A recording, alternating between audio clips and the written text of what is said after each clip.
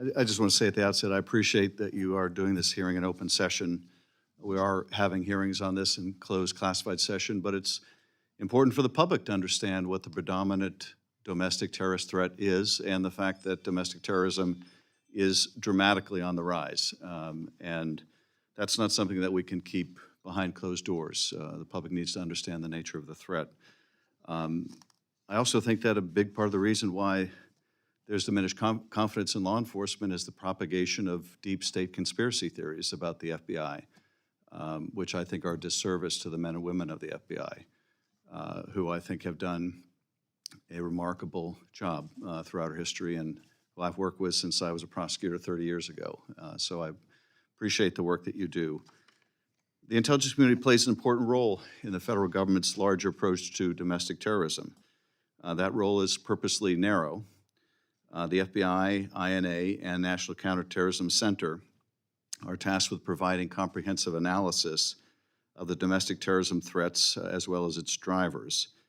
In essence, as our report makes clear, intelligence analysis in the DT space is merely writing products to better understand the threat and enable policymakers to take steps to reduce it. These authorities, these narrow authorities within the intelligence community to look at domestic terrorism are not new authorities. And to me, it's a bit disturbing that there is now such an attack on these authorities when the predominant threat of domestic terrorism comes from white nationalism.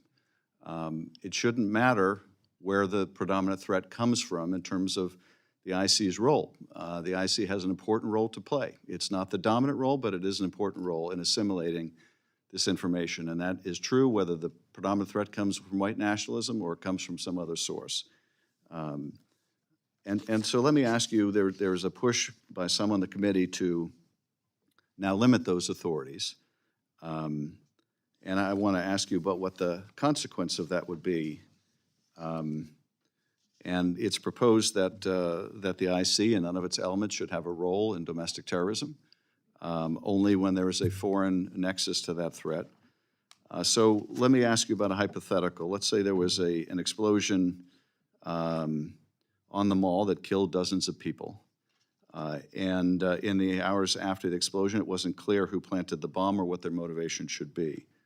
Can you both describe for us what role DHS, INA would play, what role the Bureau would play in trying to determine who is responsible for that, and how it might inhibit your work if you were prohibited from doing that investigative or analysis work until a foreign nexus could be identified? Thank you, Chairman, for the question. So unfortunately, that scenario, not necessarily exactly there, but has been played out before. So initially, it is very difficult to determine the nature and the motive of an attack that happens throughout the country. So initially, the response from the government, usually local law enforcement, the FBI, DHS, other government agencies, would quickly try to work together to first determine the existence of the continuation of that threat that may have stemmed from that initial action. Then trying to determine the individuals involved, motives, and the planning that went into such. So as such, the analysis that occurs and the information that is gleaned from that investigation is crucial to determine what caused that incident. So as far as if you're referring to the analytical nature of intelligence, the FBI is, of course, a dual-hatted agency. We're a criminal organization, criminal investigative organization, and we're also the domestic intelligence service for the United States. As such, we combine those two missions. We combine gathering information and intelligence to be used in criminal prosecutions along with a national security mission. And we have very distinct lines between how those are used. But on the initial reaction of the investigation, the initial response, there would be a large combined effort to determine the extent of the purpose of that attack, the extent of those involved, and what planning was involved in that attack. And how would it inhibit your work, Mr. Cohen, if you couldn't undertake the analysis until there was already a conclusion about a foreign link to it? Mr. Chairman, thank you for that question. It would impede our ability to gather and analyze information provided by state, local authorities, and the private sector that may be relevant to the attack.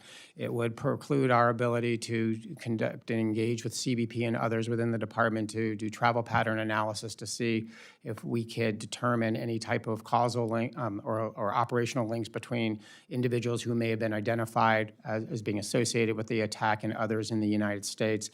It would impede our ability to look at online activities, see if there was indicators that were associated with the attack that may give us more insight into what we're doing. It would essentially preclude our ability to engage and support the activities associated with investigating that operation until such time that a foreign nexus was determined. Thank you, Mr. Chairman. I yield back. Chairman yields back. Mr. Stewart.